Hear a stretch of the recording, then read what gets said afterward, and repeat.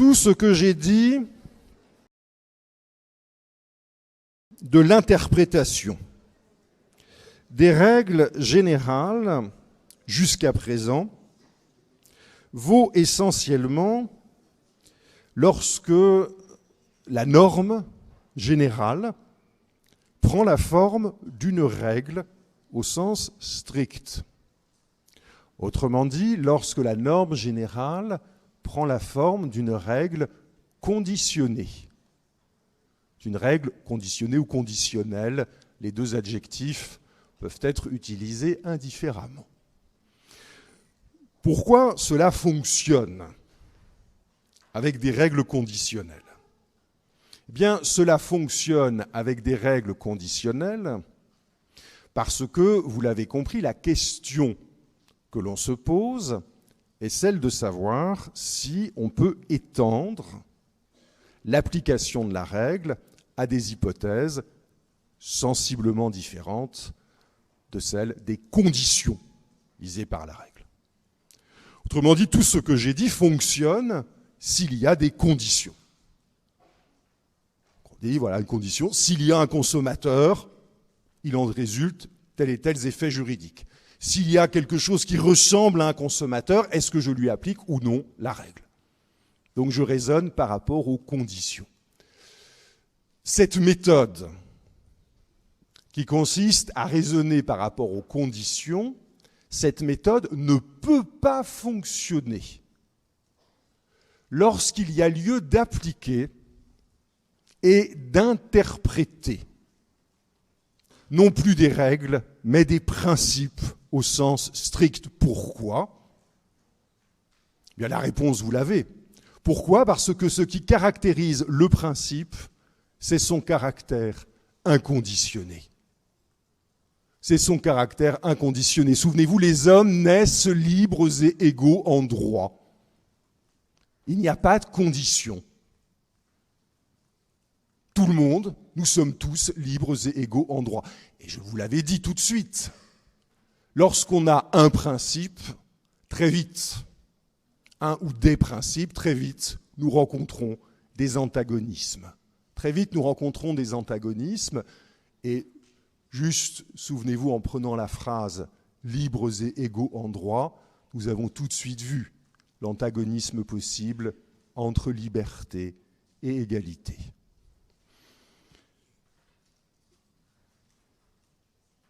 Donc, la mise en œuvre, l'interprétation, mais en fait, la mise en œuvre des principes est toujours la question d'une articulation entre des principes qui s'entrechoquent et qui parfois se contredisent. Interpréter, mettre en œuvre les principes, c'est gérer du conflit, c'est gérer des antagonismes. La mise en œuvre des principes se présente toujours à peu près dans la même configuration qui est la suivante. Un individu, société, peu importe, un individu, une personne physique, une société, par exemple une société de presse, prend une initiative qui, plutôt une initiative dont quelqu'un, vous, moi, quelqu'un considère qu'elle porte atteinte à un principe dont elle est en droit de se prévaloir. Exemple, je prends l'exemple qui est dans le cours Polycopier, mais on va aller un peu plus loin. Je prends un exemple, un journaliste écrit un livre sur un parti politique et révèle dans ce livre des éléments relevant de la vie privée de cadres dirigeants de ce parti politique.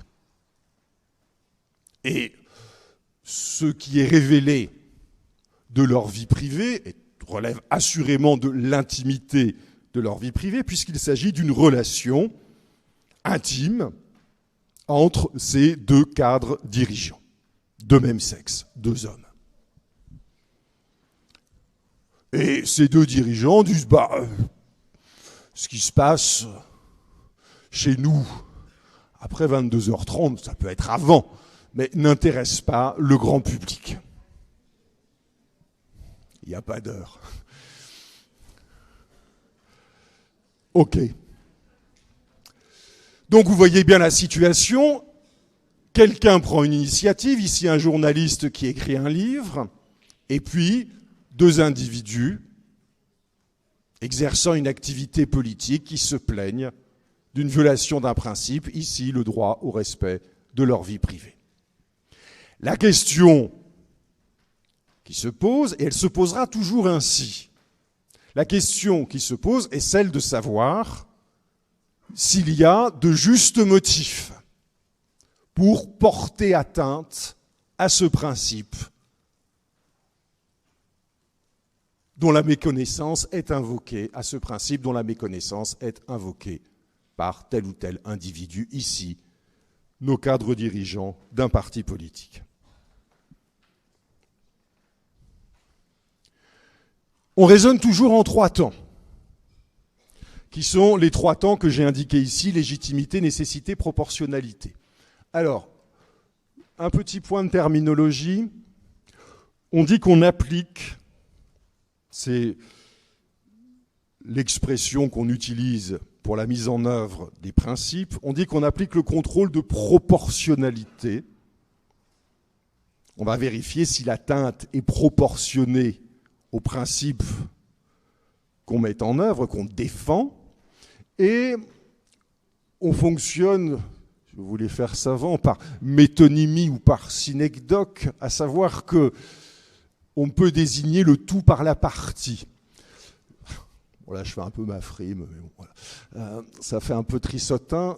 On peut désigner le tout par la partie, c'est-à-dire qu'on utilise le mot proportionnalité pour désigner à la fois l'ensemble des éléments du contrôle, la légitimité, la nécessité, la proportionnalité, et on utilise ce terme proportionnalité pour désigner également la dernière étape de ce contrôle de proportionnalité. Donc le mot est utilisé soit pour désigner le tout, soit pour désigner la partie. Okay. En fonction du contexte, on s'y retrouve. Donc ici, je vais vous expliquer comment fonctionne ce contrôle de proportionnalité dans son ensemble. La première question qu'on se pose, lorsqu'un individu se prévaut d'une atteinte à un principe, ici le respect de la vie privée, la première question que l'on se pose est celle de savoir si l'atteinte est légitime. Et celle de savoir si l'atteinte est légitime. Autrement dit, est-ce que l'atteinte a un fondement, a une justification?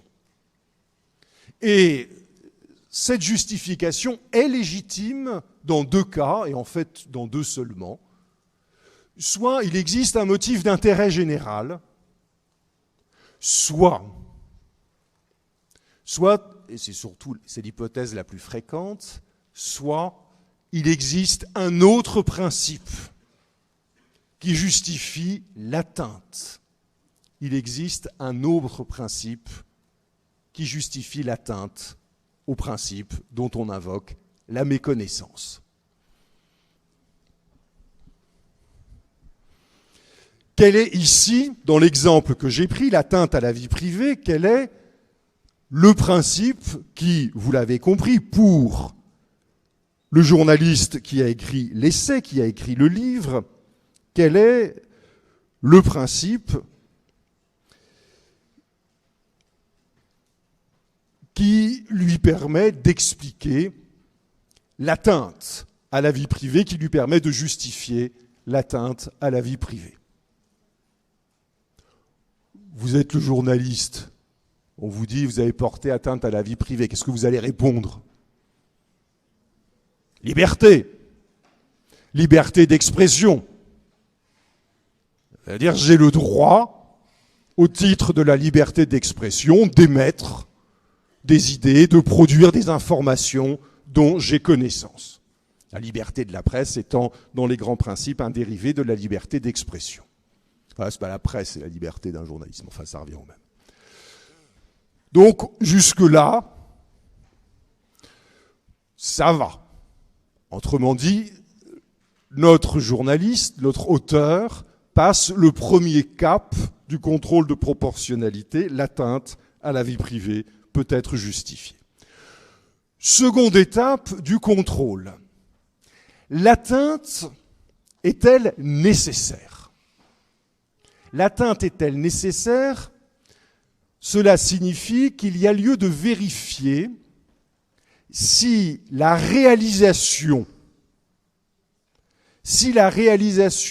du principe invoqué, notez bien, si la réalisation du principe invoqué pour justifier l'atteinte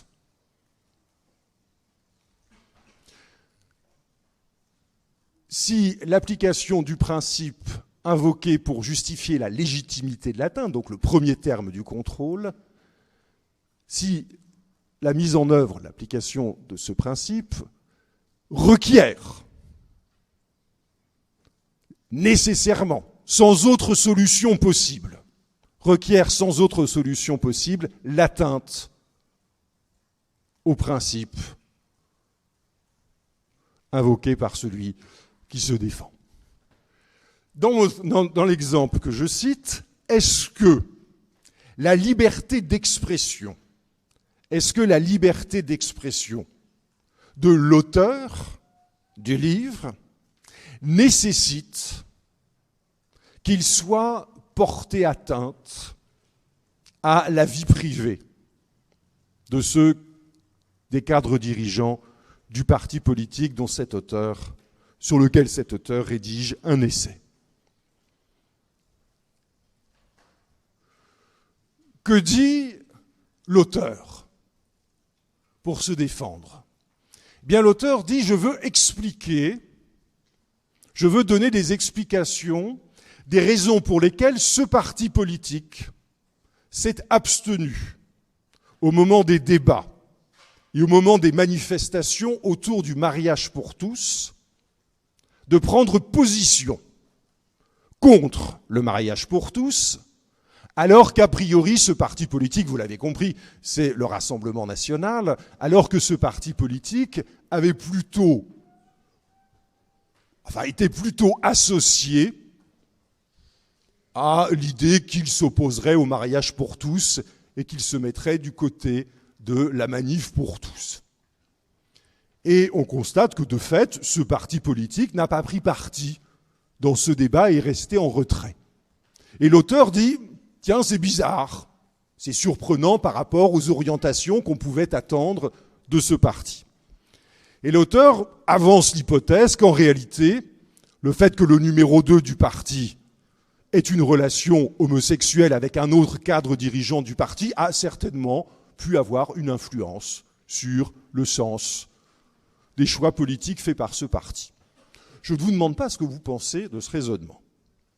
Mais voilà le raisonnement qui est avancé pour dire « je ne peux pas faire autrement ».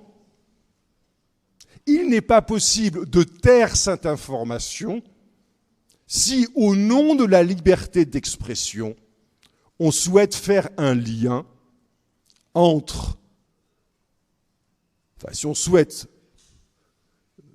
souhaite plutôt donner une explication du parti qu'a pris, du choix qu'a fait tel parti politique sur telle grande réforme sociétale, ici la réforme du mariage, le mariage pour tous. On dit si on veut expliquer la position du parti par la position de ses dirigeants, c'est normal qu'on aille regarder ce qu'est leur vie privée. Quoi qu'il en soit, l'argument de la nécessité se tient, en tout cas c'est ce que juge la Cour de cassation. Et puis reste la dernière étape, qui est la proportionnalité au sens strict, qui consiste à se demander si l'atteinte au principe, bien qu'elle ait un fondement, une justification légitime, bien qu'elle soit justifiée par la nécessité, si cette atteinte n'est pas malgré tout disproportionnée. Si cette atteinte n'est pas malgré tout disproportionnée, et alors là, qu'est-ce que ça veut dire ? Eh bien, on ne sait pas trop. Eh bien, on ne sait pas trop, et c'est la grande faiblesse des principes et de la proportionnalité. C'est qu'au début, dans les premières phases du raisonnement, on a des repères relativement clairs. On dit, est-ce que l'atteinte est légitime ? On cherche, est-ce qu'il y a un intérêt général ? Est-ce qu'il y a un principe concurrent ? Ça va, on est dans une relative certitude sous l'angle de la sécurité juridique, le compte y est. Deuxième étape du raisonnement, on peut discuter, mais enfin, l'idée de dire qu'il doit y avoir une nécessité dans l'atteinte, que la liberté d'expression requiert nécessairement qu'on dévoile une information, sans quoi l'explication n'est pas possible, l'explication entre la vie des dirigeants et le choix du parti, passe encore. Mais là, ce que je veux dire, c'est qu'en termes de raisonnement, on a un repère qui permet de conduire son raisonnement. Mais lorsqu'on en vient à la proportionnalité, on se dit finalement, est-ce que l'atteinte est si grave que ça ? Voilà. C'est ça que ça veut dire la proportionnalité au sens strict, la proportionnalité désignée comme la dernière étape du contrôle. Est-ce que c'est si grave ? Alors, j'approfondis l'exemple. Ces deux paragraphes où j'ai mis du rouge traitent en fait, s'il vous plaît, de la dernière étape du contrôle de proportionnalité. Mais il faut savoir, in fine, en dernière analyse, si dans ce cas d'espèce, on va plutôt faire prévaloir la liberté d'expression ou plutôt faire prévaloir le droit au respect de la vie privée. Et ça n'est pas simple, puisque regardez la première phrase de cet arrêt du 11 juillet 2018. La première phrase de cet arrêt dit « Le droit au respect de la vie privée et le droit à la liberté d'expression revêtent une même valeur normative. » Ça veut dire quoi ? Cela veut dire que ces deux droits, ces deux principes, respect de la vie privée, liberté d'expression, ces deux principes figurent l'un et l'autre dans des textes de portée supralégislative. Ici, la jurisprudence de la Cour européenne, donc la Convention européenne. Ils sont au même niveau dans la hiérarchie des normes. Donc il n'y a pas lieu de poser en principe que l'un vaut plus que l'autre. Ça n'est pas possible. Ils sont au même niveau dans la hiérarchie des normes. Il faut donc partir de l'idée que les deux principes valent autant l'un que l'autre. Donc on fait comment ? Pour savoir quand même, au cas d'espèce, lequel va l'emporter. Parce que les deux se valent, mais il y en a quand même un qui, à la fin, va l'emporter. Les deux principes sont égaux, mais il y en a un qui, à la fin, va être un peu plus égal que l'autre. Comment on fait ? Là, on fait du commentaire.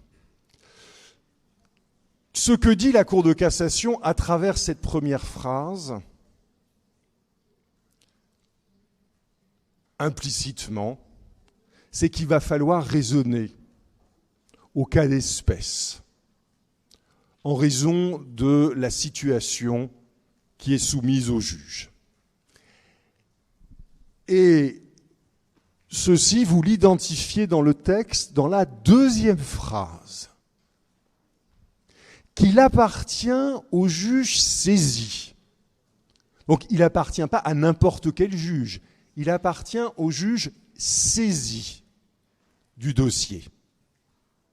Donc c'est lui, celui qui connaît du cas d'espèce, pas un juge qui se prononcerait de manière générale sur la prévalence d'un principe sur l'autre, il ne le peut pas. Vous voyez, donc c'est déjà le mot, le juge saisit. Hop! J'ai une petite lumière qui s'allume, vous voyez, c'est ça commenter. Je m'arrête à saisie. Saisie, ça me dit, on va donc raisonner dans le cadre de la saisine du juge, donc au cas d'espèce. Mais c'est un tout petit peu plus subtil que ça, de rechercher un équilibre entre ses droits et, le cas échéant,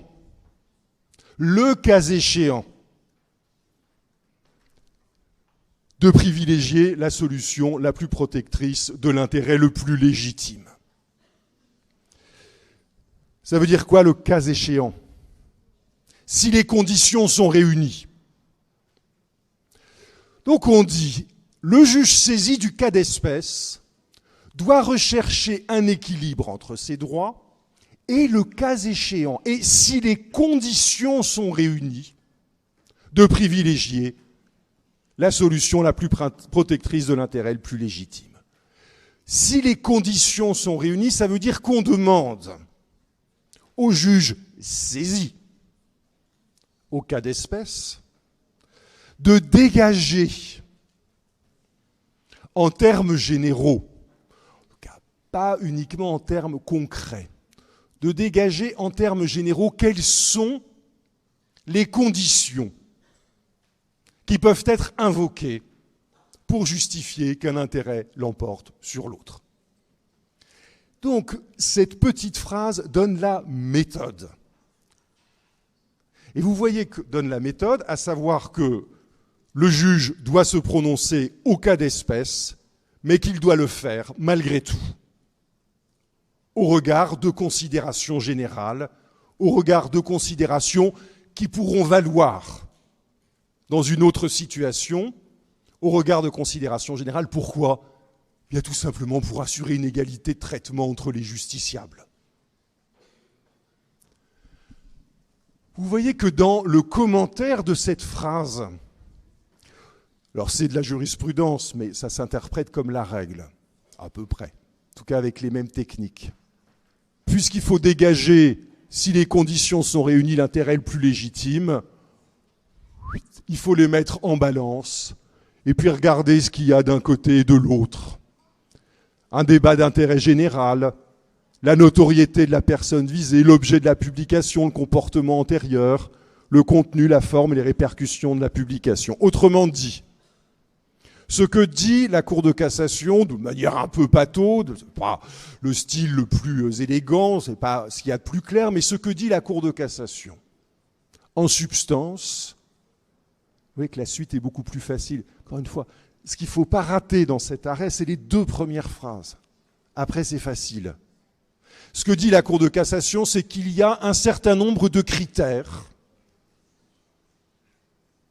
à peser, à apprécier, qui permettront, donc des critères généraux, ceux que j'ai mis en rouge, des critères formulés en termes généraux qui permettront de faire pencher, au cas d'espèce, la balance d'un côté plutôt que de l'autre. Et en gros, si parmi ces critères, il y en a plus pour correspondre à un principe que pour correspondre à l'autre, eh bien c'est ce premier principe qui l'emportera.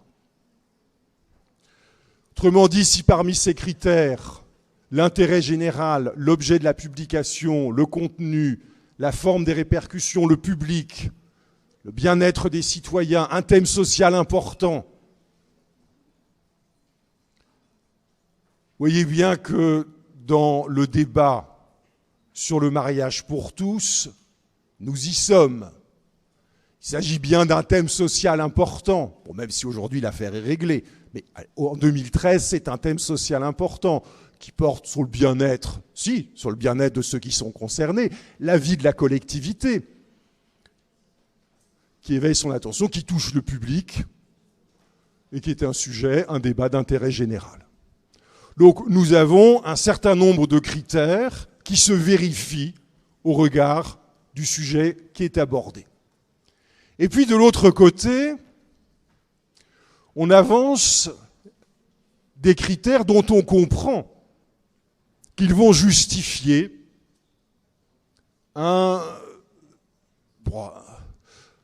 disons un affaissement, une moindre intensité de la protection de la vie privée. Et on dit, attention, il y a la notoriété de la personne visée. Et puis il y a cette petite phrase à la fin, le fait d'exercer une fonction publique ou de prétendre à un rôle politique expose nécessairement à l'attention du public. Autrement dit, plus le sujet est d'intérêt général, plus la liberté d'expression est justifiée et plus les atteintes potentielles à d'autres principes sont admissibles. Et inversement, plus la personne visée par l'atteinte à la vie privée a un rôle public du fait de sa notoriété, mais surtout ici du fait de ses engagements, plus le respect, enfin plutôt moins, le respect de sa vie privée s'impose et plus il est admissible de porter atteinte à sa vie privée. Et donc on voit qu'ici, finalement, compte tenu des questions posées, compte tenu des individus concernés par le sujet, l'intérêt le plus légitime, en l'espèce, au regard des critères généraux avancés, l'intérêt le plus légitime penche du côté de la liberté d'expression au détriment du respect de la vie privée.